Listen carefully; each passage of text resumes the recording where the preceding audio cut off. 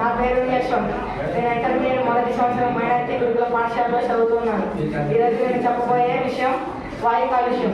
మనిషి జీవనానికి అవసరమైన 3 ప్రధాన అంశాలు. ఒకటి గాలి, రెండవది నీరు, మూడవది ఆహారం. దీనిలో గాలి అత్యంత అవసరం. మనం గాలి లేకపోతే 1 నిమిషం కూడా జీవించలేము.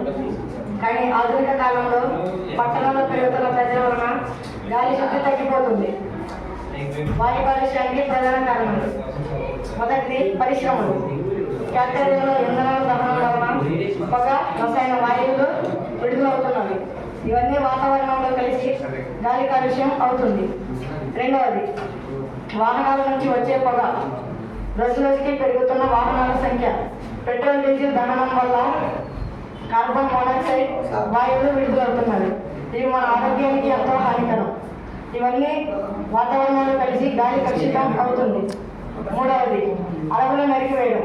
మనిషి అవసరానికి రోజు రోజుకి అడవులు నరికివేస్తున్నారు. దీనివల్ల గాలి నాణ్యత తగ్గిపోతూ ఉంది. వ్యవసాయం కోసం ఉపయోగించే పురుగు మందులు, రసాయనాలు ఇవన్నీ గాలిలో కలిసి గాలి కలుషితం అవుతుంది. ఇలా గాలి కాలుష్యం అవ్వకుండా ఉండాలంటే మనందరం వీలైనంతగా చెట్లను నాటాలి.